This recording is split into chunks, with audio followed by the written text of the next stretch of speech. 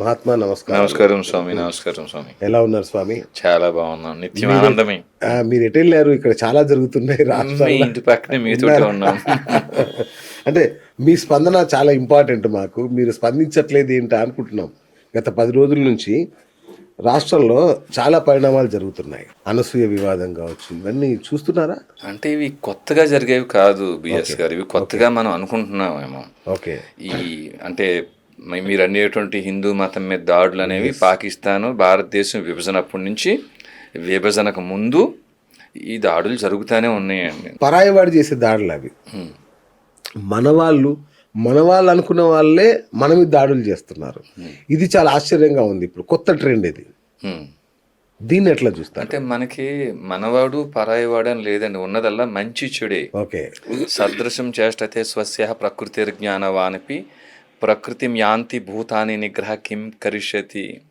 మంచివాడు మంచి పని, చెడ్డవాడు చెడ్డ పని చేస్తూ ఉంటారండి. సో దీనికోసమే దుష్ట శిక్షణ శిష్ట రక్షణ అని మనం వ్యవస్థలను ఏర్పాటు చేసుకున్నాము. ఎవరు తప్పు చేసినా శిక్షించబడాల్సిందే. మీరు తప్పు చేసినా, నేను తప్పు చేసినా, పొలిటీషియన్ తప్పు చేసినా శిక్షించబడాల్సిందే. కానీ దురదృష్టం ఏమిటంటే దుష్ట శిక్షణ చేయాల్సిన వ్యవస్థ ఫెయిల్ అయిపోయి ఉంది. ఓకే. ధర్మస్థాపన మేము చేస్తాం. దుష్ట శిక్షణే ధర్మస్థాపన అండి. ఓకే. దుష్ట శిక్షణ ఏ వ్యవస్థ అయితే చేయటం కోసం నడుం కట్టుకుని ఉందో మన జ్యుడిషియరీ ఫెయిల్ అయిపోయిందండి. ఓకే. చిన్న ఉదాహరణ, మీ మీదే నేను తప్పుడు కేసు పెట్టేస్తాను. నేను 10 సంవత్సరాలు తిరుగుతారు. 10 సంవత్సరాల తర్వాత నేను పెట్టిన తప్పుడు కేసు అని తేలినా తప్పుడు కేసు పెట్టిన నా మీద ఎలాంటి చర్యలు ఉండవు ఇక్కడ. ఇది భారతదేశంలో జ్యుడిషియరీ ఫెయిల్ అయిపోవడానికి ప్రధానమైన కారణం. ఓకే. తప్పుడు కేసులు పెరిగిపోవటం. తప్పుడు కేసులు పెట్టిన వారి మీద 340 సిఆర్పిసి ప్రయోగించమని, ఆ సిఆర్పిసి చట్టం పాతలో కానీ కొత్త చట్టం బిఎన్ఎస్ఎస్లో కానీ ఉన్నప్పటికీ ఆ పని వారు చెయ్యకపోవటం వల్లనే ఇగో పలానా వారు ఇలా తప్పుగా మాట్లాడారు, పలానా వారు తప్పు అన్నారు అని అయినప్పటికీ దానికి పరిష్కారం ఏమిటని మనిద్దరం మాట్లాడుకోవాల్సిన దుస్థితి వచ్చింది. కరెక్ట్. ఇంకా మీరు చెప్పేది చిన్న విషయం, పెద్ద విషయం చెప్తానండి. 100 కోట్ల మంది హిందువుల్ని పోలీసులు 15 నిమిషాలు కళ్ళు మూసుకుంటే చంపేస్తా అన్నాడండి ఒక ఆయన, ఓవైసీ గారు. మరి ఆయనకి ఏమైనా శిక్ష పడిందండి? బహిరంగ అన్న మాటే కదా. ఈ న్యాయమూర్తి అది తప్పు కాదని ఆ కేసును కొట్టేశాడు. నేరం చేసిన వ్యక్తిని శిక్ష నుంచి తప్పించే హక్కు న్యాయమూర్తికి లేదు. అట్లా తీర్పిచ్చిన న్యాయమూర్తికి 7 సంవత్సరాలు జైలు శిక్ష ఉంది. మరి జైలు శిక్ష మీరు నేను వేయాలా? కాదు కదా. సెంట్రల్ గవర్నమెంట్, కేంద్ర రాష్ట్ర ప్రభుత్వాలే ఆ న్యాయమూర్తి మీద అప్పటి కాలంలో 197 సిఆర్పిసి ప్రయోగించి ఇట్లా మాట్లాడిన వ్యక్తిని శిక్ష నుంచి తప్పించి మీరు బయటకు ఎందుకు వదిలేశారు? మీరు మీ తప్పు కదా. మీరు చదవండి ఎప్పుడైనా 218, 219, 220 ఐపీసీలు మీరు చదవండి. ఓకే. ఒక నేరం చేసిన వ్యక్తిని శిక్ష నుంచి తప్పించినా అతనికి 7 సంవత్సరాలు జైలు శిక్ష అని ఉంది. మరి బయటకు వదిలేశారు ఓవైసీ అని. ఆయన ఈ మధ్య కాలంలో కూడా మాట్లాడారు. నేను చెప్పిన 15 నిమిషాలు అనేది ఇంకా సమయం ఉందానికి, అది అట్లానే ఉందని చెప్పేసి అన్నాడండి ఆయన. మరి ఎవరైతే ఇలా తప్పుడుగా మాట్లాడారో మాట్లాడిన వ్యక్తిని శిక్షించాల్సిన న్యాయమూర్తి కళ్ళు మూసుకుని తప్పుడు తీర్పిచ్చాడు. ఈ న్యాయమూర్తి మీద 197 సిఆర్పిసి ప్రయోగించి అతన్ని జైలుకి పంపించి ఉద్యోగం నుంచి తొలగించాల్సిన బాధ్యతను కలిగిన కేంద్ర రాష్ట్ర ప్రభుత్వాలు ఆ పని చేయలేదు. కాబట్టి మీ దగ్గర డబ్బు, అధికారం, పలుకుబడి మీ దగ్గర ఉన్నాయంటే మీరు ఎన్ని నేరాలు చేసినా పర్వాలేదు, మీరు ఎన్ని తప్పుడు మాటలు మాట్లాడినా పర్వాలేదు. ఇది న్యాయ వ్యవస్థ మనకు నేర్పించిందండి. మీరు బలహీనంగా ఉన్నారా? మీ దగ్గర డబ్బు లేదా, అధికారం లేదా, మీరు ఏం మాటలో మాట్లాడకపోయినా మీరు తప్పుడు కేసులు మీరు భరించాల్సిందే మీరు. సో కాబట్టి ఇప్పుడు మన్నించండి. ఒకవేళ తమకు బాధ కలిగితే ఈ మీరు అనే అన్వేష్ గారు కానివ్వండి, లేకపోతే ఇంక వేరే ఇతరత్ర కారణాలు కానివ్వండి, అన్నిటికీ కారణం జ్యుడిషియరీయే. మనకు మూలం అక్కడ ఉందండి. మనం దాన్ని వదిలేసి వీరి గురించి ఎంతకాలం మనం మాట్లాడుకున్నా పరిష్కారం దొరకదు మనకి. ఇప్పుడు అన్వేష్ లాంటి వాళ్ళు నా దగ్గర డబ్బులు ఉన్నాయి, నన్ను ఏం పీకలేరు అని ఒక విదేశంలో కూర్చొని, చైనాలోనే ఎక్కడో కూర్చొని ఇష్టానుసారంగా మాట్లాడితే సరే మూలాల్లోకి వెళ్దాం. కానీ ఇప్పుడు మనం మూలాల్లోకి వెళ్ళి పరిష్కరించేది ఏం లేదు. దాని మీద సమగ్రమైన ఒక యుద్ధం జరగాలి, అది ఒక వైపు చేద్దాం. ప్రస్తుతం ఇట్లాంటి వాళ్ళని చూసి యూత్ ఏమనుకుంటారు? వాళ్ళ ఆలోచన విధానం ఎలా ఉంటుంది? మరి అట్లా మాట్లాడితే వాళ్ళని ఏం చేయాలి? అంటే ఇప్పుడు మనకు వ్యవస్థ ఉంది కదండి. ఇప్పుడు మనకి ఐపీసీ ఇండియన్ పీనల్ కోడ్లో కానివ్వండి, బిఎన్ఎస్ మన భారతీయ న్యాయ సంహితలో కానివ్వండి మనకు శిక్షలు ఉన్నాయా లేదా? ఉన్నాయి. ఇట్లా అకారణంగా ఒకరిని దూషించిన, ఒకరిని బెదిరించిన, లేదు మతం మీద ఏమైనా నిందలు వేసిన ఆ శిక్షలు ఉన్నాయా లేదా? మరి ఇప్పుడు దాని మీద చర్య తీసుకోవాల్సిన బాధ్యత ఎవరిది?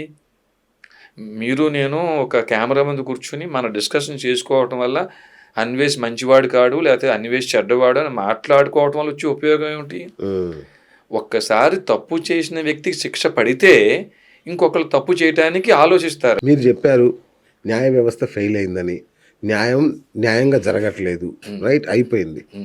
ఇప్పుడు మీరు అన్వేష్ మాట్లాడిన మాటల్ని సమర్థిస్తారా, వ్యతిరేకిస్తారా?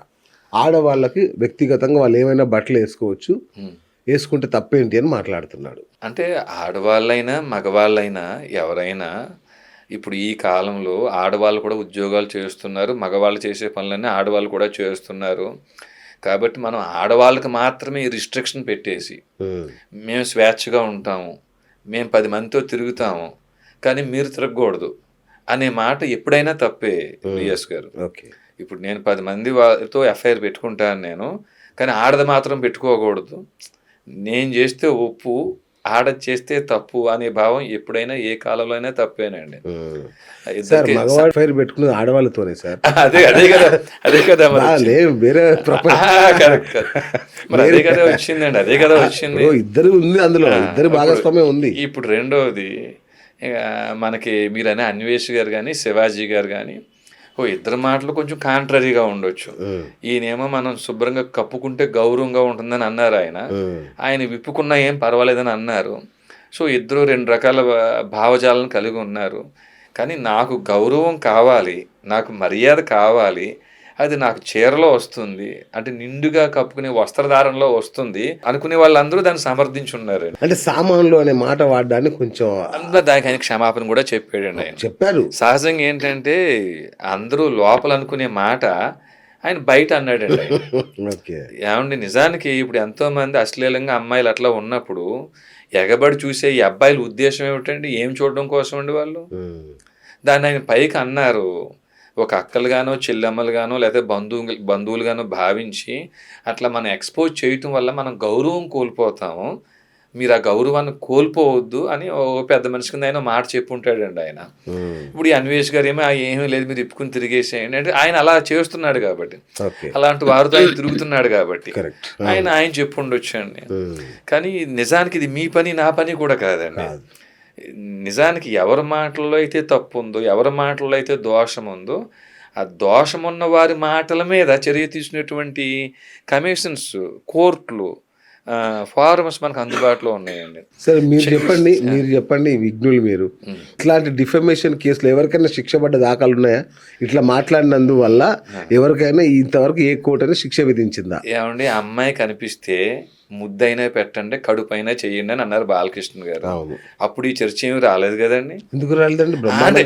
ఈ స్థాయిలో మరి ఆయనకన్నా మహిళా కమిషన్ నోటీసులు ఇచ్చి క్షమాపణ చెప్పించే స్థాయిలో వచ్చిందా? ఇప్పుడు అదే శివాజీ గారు కూడా కొంచెం బలంగా ఏమన్నా పెద్ద ఇదిగా ఉన్నారనుకోండి, ఆయన్ని కూడా సమస్య కాదండి. అదే మాట ఏ బాలకృష్ణ గారు లాంటి వాళ్ళు చెప్తే సమస్య కాదు అది.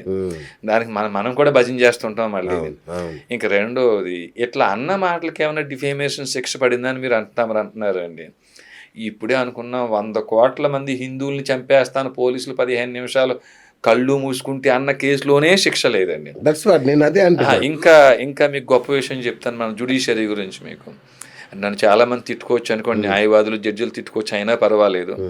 మీ ఆస్తే, మీ ఇల్లే, పనికిరాని తప్పుడు డాక్యుమెంట్లు నేనే సృష్టించి మీ మీద తప్పుడు కేసు వేస్తే, వీర రాఘవరెడ్డి వేసిన కేసు తప్పుడు కేసు, అతని దగ్గర డాక్యుమెంట్లు డమ్మీ, నావే ఒరిజినల్ అని మీరు నిరూపించుకోవడం కోసం ఒక 25-30 సంవత్సరాల సమయం పడుతుంది. ఇది మన జ్యుడిషియరీ అండి ఇది. ఇప్పుడు మీరే నిర్ణయించుకోండి మీ ప్రశ్నకు సమాధానం. ఇబ్బంది ఏమీ లేదండి. మీరు ఎన్ని నేరాలు చేసినా మీరు డబ్బులు ఖర్చు పెట్టగలిగితే యూ కెన్ సర్వైవ్ అండి. ఇది మన జ్యుడిషియరీ.